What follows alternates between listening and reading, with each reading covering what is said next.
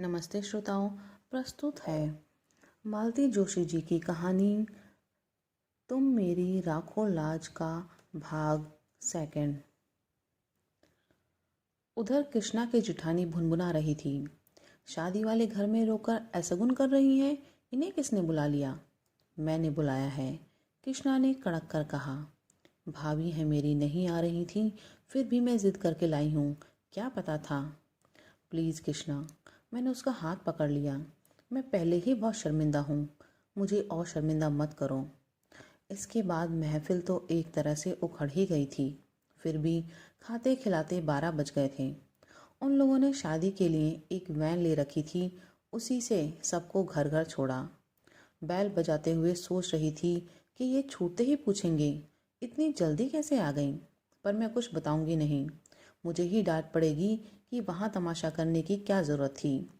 पर इन्होंने कुछ नहीं पूछा। दरवाज़ा खुलकर चुपचाप बिस्तर पर चले गए। रोज़ 12 तक चलने वाला टीवी भी आज बंद था। कपड़े बदलते हुए देखा, इनके बाएं हाथ पर पट्टी बंधी हुई है। मेरी पुरानी साड़ी को फाड़कर बेतरतीब सी बांधी हुई थी। यह हाथ में क्या हुआ? कट गया। कैसे? थोड़ी देर चुप रहे, फिर बोले, दरवाजे में आ गया था। दरवाजे में कैसे? इन्होंने कोई उत्तर नहीं दिया।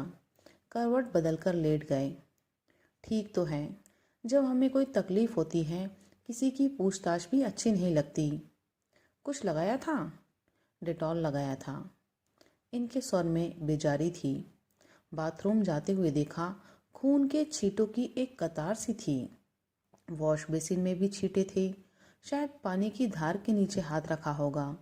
फिर कुछ पूछने का मन हुआ, पर इनकी नाराजगी के डर से चुप रही। बाल्टी में साबुन घोलकर मैंने पूरे फर्श पर पोंछा सा लगा दिया। पोंछा लगाते हुए अचानक याद आया, संध्या सो गई? पता नहीं। उसने कुछ खाया कि नहीं? वहाँ से तो वैसे ही चली आई थी।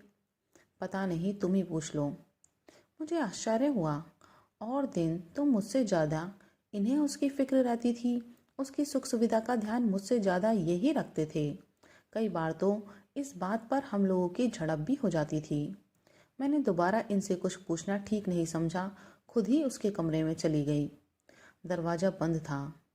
संध्या सो गई क्या? मैंने आवाज़ लगाई, पर शब्द जैसे मेरे मुंह में ही जम गए। संध्या के दरवाजे के पास भी खून की बूंदें थीं जो हमारे कमरे तक चली आई थी। मेरा माथा ठनका, पर मैं कुछ नहीं बोली। चुपचाप एक बाल्टी उठा लाई और पोंछना शुरू कर दिया। उसी समय फ़ोन की घंटी बजी। ये कुछ क्षण मेरी प्रतीक्षा करते रहे, फिर उठा लिया। आवाज़ दी, कृष्णा का फ़ोन है तुम्हारे लिए, कह दो सुबह बात कर लूँगी। जानती थी इतनी रात गए उसी का फ़ोन होगा। शाम को जो कुछ हुआ उसकी सफाई देनी होगी। उस समय वह बात कितनी बड़ी लग रही थी, पर अब यहाँ जो कुछ हुआ उसके मुकाबले में वह कितनी छोटी और अर्थहीन लग उठी थी। इतनी रात को फ़ोन किया है तो कोई ज़रूरी बात ही होगी, बात कर लो ना। कहते हुए ये कॉर्डलेस लेकर बाहर आ गए, पर वहीं ठिठक गए। बाल्टी पर दोनों हाथ रखकर मैं इन्हें अपलक देखती रही। एक क्षण को हमारी आंखें मिली और वे कमरे में चुपचाप लौट गए। अपना काम खत्म करके मैंने गेट पर बाहर के दरवाजे पर ताला डाल सारी बत्तियां बुझाईं और पलंग पर आकर बैठ गई। सोने का मन नहीं हो रहा था, बस पलंग की पार्टी पर सिर टिकाए बैठी रही। बड़ी देर बाद वह अंधेरा मुखरित हुआ। शब्द मेरे कानों से टकराए, पर अर्थ कहीं खो गए। आप कुछ कह रहे थे? मैं ये कह रहा था कि मैं तो केवल उसे सांत्वना देने का प्रयास कर रहा था। वह बहुत अपसेट लग रही थी, इसलिए दिलासा देने की कोशिश कर रहा था। उसने पता नहीं क्या सोचा, एकदम गलत अर्थ ही निकाल लिया। आप यह सब मुझे क्यों बता रहे हैं? मैंने तो कुछ कहा नहीं, कुछ पूछा नहीं। अभी बाहर तुमने जिस तरह मेरी ओर देखा था, उसके बाद क्या कुछ कहना शेष रह जाता है? क्या तुम्हारी आंखों की भाषा मैं पढ़ नहीं सकता? शायद इन्हें भी किसी किस्म का दिलासा चाहिए था, पर मेरा मन ही नहीं हुआ। चुपचाप पीठ फेर कर लेट गई। भीतर एक अंधड़ सा उठ रहा था। प्रश्नों के बवंडर उठ रहे थे। सांत्वना देने उसके दरवाजे तक जाने की क्या जरूरत थी? ऐसा आपने क्या कर दिया कि उसे आपके मुंह पर दरवाज़ा बंद करना पड़ा? ऐसी आक्रामक तो वह कभी नहीं थी। और आप कह रहे हैं कि उसने गलत सोच लिया। इस बचकाने विधान को मैं कैसे मान लूं? कोई भी औरत इस मामले में गलती कर ही नहीं सकती। छोटी बच्ची भी इस स्पर्श की भाषा को खूब समझती है। फिर चाहे वह स्पर्श नौकर का हो, दोस्त का हो, सहकर्मी का हो, औरत इसे परखने में कभी गलती नहीं करती। ईश्वर ने स्त्री को यह अद्भुत सहज ज्ञान प्रदान किया है। भीड़ की धका पेल में भी वह हर स्पर्श को अलग से परिभाषित कर सकती है। और ये कह रहे हैं कि उसने गलत सोच लिया होगा। ईश्वर करे ऐसा ही हो। उस रात मैं मना रही थी कि वह यहीं ठहर जाए।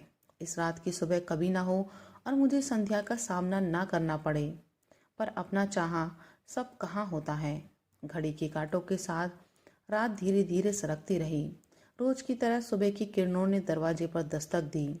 उन किरणों के साथ दूध वाला, कचरे वाला, काम वाली, नल सभी ने अपनी आमद दर्ज की। मजबूरन उठना ही पड़ा। संध्या का कमरा बंद था। मैंने राहत की सांस ली और किचन की ओर बढ़ गई। चाय बनाकर इन्हें जगाया। चेहरा काफ़ी उतरा हुआ लग रहा था। यह अपराध बोध था या दर्द? वैसे हाथ भी काफ़ी सूजा सा लग रहा था। रात भर जरूर परेशान रहे होंगे। और कोई वक्त होता तो इतनी हाय तौबा मचाते, न खुद सोते न मुझे सोने देते। पर इस बार तो मुझे पता ही नहीं चला। 8 बजे कृष्णा का फ़ोन आया। मैं मुझसे बात करने को व्यग्र थी पर मैंने मौका ही नहीं दिया। कृष्णा, अच्छा हुआ तुमने फ़ोन कर लिया। मैं बस अभी करने ही वाली थी। तुम्हारे यहाँ कार्यक्रम कितने बजे है? तुम्हारा कार्यक्रम है भाभी, जब तुम आ जाओ। तो 9:30-10 ठीक रहेगा ना? ऐसा करो, सुरेश नरेश किसी को भेज दो। तुम्हारे भैया के हाथ में चोट आ गई है, ये ड्राइव नहीं कर पाएंगे। और तुम तो जानती हो रिक्शा के लिए यहाँ कितनी दूर जाना पड़ता है। फिर इनसे कहा, आप तैयार हो जाइए, 9:30 बजे हम लोग चलेंगे। मेरा जाना क्या बहुत ज़रूरी है? इनका स्वर थका हुआ था। कैसी बातें करते हैं, हाजिरी तो लगानी ही पड़ेगी। बाकी सब मैं संभाल लूँगी। लौटते समय डॉक्टर के यहाँ भी होते हुए आएंगे। संध्या का कमरा अब भी बंद था। फिर मैंने ही सारा सामान जमाना शुरू कर दिया। पिछली 2 शादियों के मुकाबले मैंने इस बार दिल खोल कर खर्च किया था। मन में एक ही बात थी कि अब किसके लिए जोड़ना है। संध्या के पास तो सरकार का और समाज का दिया बहुत है। जिंदगी आराम से कट जाएगी। वैसे भी उसका एमए पूरा होते ना होते हम लोग उसकी शादी की सोच रहे थे। हम ही लोग कन्यादान करेंगे। भाई नहीं रहा तो क्या हुआ, सविता के लिए एक बहन तो हो जाएगी। सविता की याद आते ही मन उदास हो गया। आज मैं कृष्णा के लिए इतना कर रही हूँ, कल को सविता के बच्चों की शादी होगी तो कौन खड़ा होगा? उसकी सास की बाईपास न हुई होती तो सविता आज यहाँ होती, तब वह भी मेरी तरह उदास हो जाती। ठीक 9 बजे नरेश गाड़ी लेकर आया। संध्या का कमरा तब भी बंद था। जब तक ये तैयार हुए, मैंने और नरेश ने मिलकर पूरा सामान गाड़ी में जमा दिया।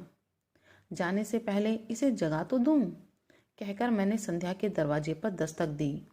2-4 आवाजें भी दी पर कोई जवाब नहीं आया। क्या बात है, इतनी देर तक तो कभी सोती नहीं है। पहली बार मुझे थोड़ी चिंता हुई। नरेश कल रात वहीं से लौटकर कमरे में जो गई है तो बाहर ही नहीं निकली, कहीं तबीयत तो खराब नहीं है? नरेश का चेहरा फक पड़ गया। आज जी के स्वर में बोला, मामी जी कुछ ऐसी वैसी बात हो गई तो प्लीज़ हमारा नाम मत लीजिएगा। मम्मी बता रही थी कि कल कुछ लफड़ा हो गया था। आप तो जानती हैं शादी ब्याह में यह सब चलता ही रहता है। वह बोलता जा रहा था और मेरा दिमाग ऐसी वैसी बात पर ही अटका हुआ था। ऐसी वैसी बात का मतलब? पर उसके कुछ कहने से पहले ही मतलब मेरे मन मस्तिष्क में कौंध गया।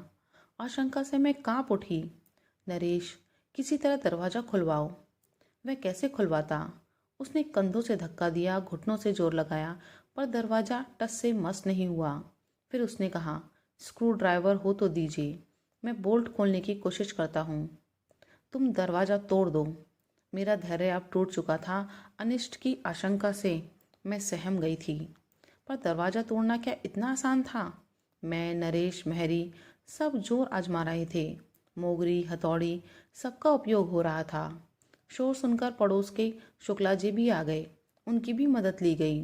बड़ी देर बाद थोड़ी सी फाँक मिली तो धड़कते दिल से मैंने सबसे पहले पंखे का मुआयना किया। वह बंद था। फिर भी मैं राहत की सांस नहीं ले सकी, क्योंकि कमरे का सन्नाटा बड़ा अशुभ लग रहा था। बड़ी देर बाद दरवाजा भरभरा कर गिरा तो हम लोग तेजी से भीतर दाखिल हुए। पलंग पर वह निस्पंद लेटी थी। कृष्णा के यहाँ से लौटकर उसने कपड़े भी नहीं बदले थे। नींद की गोलियों की शीशी सिरहाने खाली पड़ी थी। इसके बाद का घटनाक्रम एक दुस्वप्न की तरह था। हम अस्पताल दर अस्पताल भटके, पर हर जगह भर्ती करने से इनकार कर दिया गया। आखिरकार मजबूरन सरकारी अस्पताल की शरण लेनी पड़ी। फिर पुलिस आई। संध्या के पास पहरा बिठा दिया गया। सबके बयान हुए। अड़ोसी पड़ोसियों से, रिश्तेदारों से, उसके सहपाठियों से पूछताछ हुई। उसके भाई बहनों को फ़ोन किए गए। बेचारा नरेश इस हंगामे के बीच मामा जी की पट्टी करवा लाया था। पता चला 3 उंगलियों में हेयर लाइन क्रैक है और छोटी उंगली का एकदम कचूमर ही निकल गया है। अच्छा हुआ कि इस समय सबका ध्यान संध्या की ओर था। इनके एक्सीडेंट के बारे में किसी ने उत्सुकता नहीं दर्शाई, नहीं तो किस किस को क्या क्या कैफियत देती। नरेश के जाने के बाद एक बात याद आई। घर में जब दरवाजे के साथ जोर आजमाइश हो रही थी, ये आंखें बंद किए आराम कुर्सी में चुपचाप लेटे हुए थे। जब हम लोग संध्या को उठाकर बाहर ला रहे थे, तब भी इन्होंने सिर उठाकर ये आंख खोलकर नहीं देखा। इस बात को अब 24 घंटे से ज़्यादा बीत चुके हैं, शायद 28 घंटे। तब से मैं अस्पताल में ही बैठी हूँ। इतनी देर तक मैं ईश्वर से लगातार संध्या के जीवन की भीख मांग रही थी, और अब जबकि वह होश में आ गई है, मैं मना रही हूँ कि भले ही मुझे कटघरे में खड़ा कर दे, पर सच ना बोले। मुझे जेल की सलाखों के पीछे रहना मंजूर है, पर इस उम्र में मैं यह शर्म बर्दाश्त नहीं कर पाऊंगी। आंटी जी, आंटी जी। मैं अपने विचारों में इस कदर खोई थी कि इस आवाज़ को पहचानने में थोड़ा समय लगा। सिर उठाकर देखा, संध्या की बहन खड़ी थी। आप यहाँ बैठी हैं और आपके लिए हमने पूरा अस्पताल छान मारा।